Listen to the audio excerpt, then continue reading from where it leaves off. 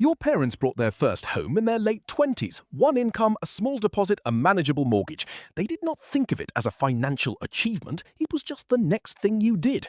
You are doing everything right. You have a job, you are saving, you are not buying things you cannot afford, and yet the number in your savings account and the number on the price tag have never been further apart.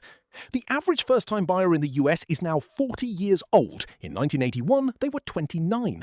The trend is the same everywhere. UK, Europe, Australia, it doesn't matter. That is an entire decade of your life spent in someone else's property, paying someone else's mortgage, building someone else's wealth. This video is the honest explanation.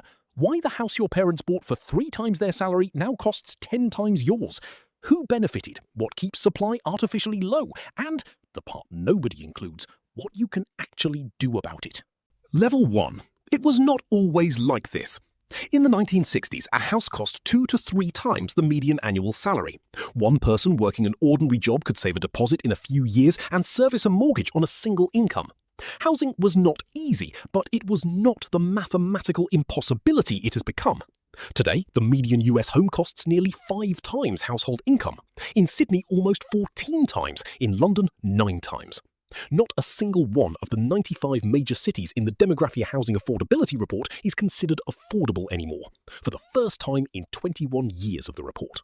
Not one. The gap was built over 40 years by a specific set of decisions, and it starts with a mechanism most people never see. The rule. A house used to cost what it was worth to live in. Today, it costs what the market can extract from the person who needs one most. Those are not the same number. The mechanism that drove this change operated silently for 40 years. Understanding it explains everything that happened to house prices, and everything that is happening right now. Level 2. The interest rate machine. When you buy a house, you do not think about the total price. You think about the monthly payment. The single most important number in that calculation is the interest rate.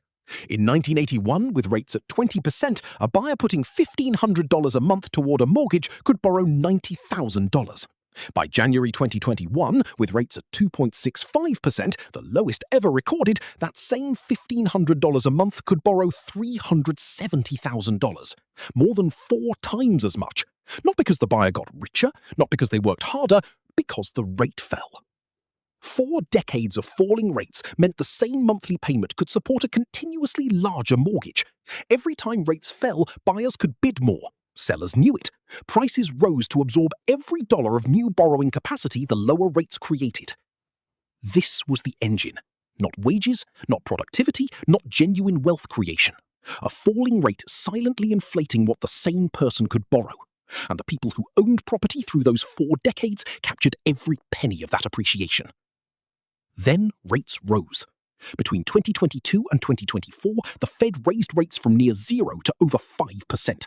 That same $1,500 a month now borrows $236,000, a third less than the 2021 peak.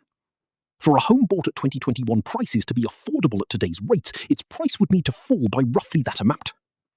It has not fallen. The rule. 40 years of falling rates silently inflated house prices with no connection to wages or real wealth.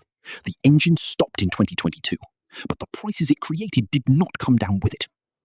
And there is a specific reason prices did not fall when rates rose, a reason that affects every buyer trying to get into the market right now, and almost nobody is talking about it clearly. Level 3. The frozen market. If you bought in 2021 at 2.65%, you have 2 powerful reasons not to sell. First, you would need to accept a price that reflects what today's buyers can actually borrow at 6.5% rates. That is significantly less than what you paid. Second, even if you sold, you would give up your cheap mortgage and replace it with one costing more than double the rate. The house you buy next would cost you far more per month for the same value. The rational decision is obvious. Stay put. Millions of homeowners made this calculation simultaneously. Supply froze. The homes that would have come to market did not come. First-time buyers competed for a fraction of the inventory that should exist. Prices stayed elevated, not because of demand, but because nobody with a cheap mortgage was willing to give it up. This is the lock-in effect, and it is one of the most underreported causes of current unaffordability. In the US, you can lock a rate for 30 years. In the UK, Australia, and most of Europe, mortgages fix for only 2 to 5 years. When rates rise, there is no drawbridge to pull up. Your payment goes up immediately. The pain arrives directly, which is why these markets felt the rate rises faster and harder. The rule: the market is not broken, it is frozen. Frozen by millions of individually rational decisions that together removed supply and trapped first-time buyers outside a market that technically exists but effectively does not move. Even a frozen market would eventually thaw if enough new homes were being built. They are not, and the reason why requires understanding a system that started with good intentions and quietly became the most effective barrier to affordable housing ever constructed. Level 4. The supply trap. Every government in the developed world has announced a housing supply target. Almost none have hit it. The UK announces 300,000 new homes a year. It misses every year. The US is undersupplied by an estimated 2 to 4 million homes. Australia has a structural shortfall that has been growing for a decade. Planning and zoning laws written after World War II with genuine good intentions, protecting green space, controlling sprawl, preserving neighbourhood character, became over decades the most effective barrier to affordable housing ever constructed. In US cities, single-family zoning prohibits apartments across vast areas of land near jobs and transport. In the UK, greenbelts drew permanent lines around cities that population growth was simply not allowed to cross. The result is policy-manufactured scarcity. The land exists. The demand exists. The rules prevent the connection between them. When supply cannot respond to demand, prices rise until they hit the limit of what the most desperate buyer can stretch to. And in a world of institutional investors and high-income dual earners, that limit is very high. And when governments try to fix this by giving buyers more money, through grants, concessions, shared equity schemes, they almost always make it worse. More money chasing the same number of homes does not make homes cheaper. It makes buyers fight harder for the same ones. The grant becomes a price floor. The rule? Supply is low not because nobody wants to build. Supply is low because the rules make it almost impossible to build where people need to live. And the fixes governments announce mostly make the same homes more expensive. But there is one more force pushing prices beyond what planning alone can explain. A force that changed who you are actually competing with when you try to buy a home.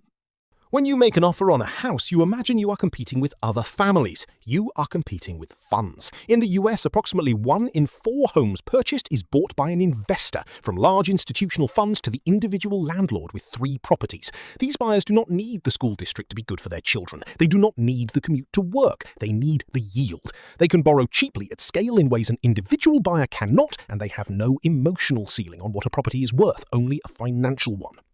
Home prices have risen 53% since 2019, while median incomes rose only 24%. The median age of a first-time buyer hit a record high of 40 in 2025, up from 29 in 1981. More than half of adults aged 18 to 24 in the US now live with their parents. Couples are delaying having children not because they do not want them, but because they cannot afford the space to raise them. A housing crisis is not just a financial problem. It is a civilizational one. The rule: you are not competing with other families for housing, you are competing with capital. Capital has lower borrowing costs, no emotional attachment to the outcome, and infinite patience. The game changed. The players changed. Most people are still playing the old game. Understanding all of this raises one obvious question. Why is nobody fixing it? The answer to that question is the most uncomfortable part of this entire video. Level 6. Why nobody fixes it. Politicians understand one piece of mathematics very clearly. People who own homes vote. People who own homes like it when their homes become more valuable. Older voters who own property show up on election day. Younger voters who do not own property are notoriously unreliable. So a politician faces a simple choice. Let prices rise, keeping their most reliable voters happy and wealthy, or let prices fall, making their most reliable voters furious and lose the next election. Framed that way, there is not really a choice at all. This is why tax breaks for landlords exist, why first homebuyer grants mostly just allow buyers to bid more for homes that already cost too much, why planning rules make it almost impossible to build where people need to live. Each policy announced as help, each one in practice making homes more expensive, which is, quietly, the point. The housing crisis is not being solved because solving it requires asking homeowners to accept their largest asset is worth less. No politician in any developed country has been willing to make that ask for 40 years. So they keep announcing schemes that help you bid more for houses that cost too much and calling it housing policy. The rule, the political incentive to keep house prices rising, is structural and bipartisan. Until the voting maths changes, nothing fundamental changes. Understanding this stops you waiting for a rescue that is not coming. Now you understand every force keeping you out: the rate machine, the frozen market, the supply trap, capital competition, the political calculation. What do you do with this? The system is not going to change quickly. You cannot wait for it. But understanding the system is the beginning of navigating it. The 20% deposit myth is outdated. FHA loans in the US require 3.5% down. Conventional loans allow 3%. VA and USDA allow 0. Waiting to save 20% in a market rising 7% a year means your target moves faster than you save toward it. The perfect deposit is the one that gets you in the market while the compounding still has time to work. Understand the rent versus buy maths in your specific market. In many US markets, it currently costs over $1,100 more per month to buy than to rent an equivalent home. If renting is cheaper right now, the difference between your rent and an equivalent mortgage payment invested monthly into an index fund builds real wealth over a decade. Wealth that can later become a deposit or replace the need for one. Think about location differently. Remote and hybrid work has fundamentally changed the calculus. Pittsburgh, the most affordable major city in the Demographia report, sits at 3.2 times income. That used to be normal. It is now exceptional, and it is still achievable. Stop competing with institutional capital on its own terms. Large funds are not interested in homes that need work, properties in transitional neighborhoods, or smaller markets below their portfolio thresholds. Those are exactly where individual buyers can still compete on terms the funds do not want. Build the deposit through assets, not just savings. A cash savings account loses real value in a high inflation environment. A portion of a house deposit invested in a diversified index fund over 5 to 7 years has historically grown faster than cash while the housing market moved. The risk exists, so does the asymmetry. The rule, the goalposts moved. Winning requires playing for where they actually are, not where they were when your parents bought their first home on a single income in their late 20s. Your parents did not navigate a housing market. They walked into one that was designed for them. You are navigating one that was not. The house used to cost 3 times your salary because that was what it cost to build it, sell it, and profit reasonably from it. Today, it costs 10 times because 40 years of falling rates, policy-manufactured supply constraints, institutional capital, and political incentives to keep prices high all converged on the same market at the same time. None of it was aimed at you personally. All of it landed on you specifically. The honest answer is that housing in most developed markets will not become affordable in the short term. The political will does not exist, the supply pipeline is too slow, the capital is too entrenched. But affordability and accessibility are not the same thing.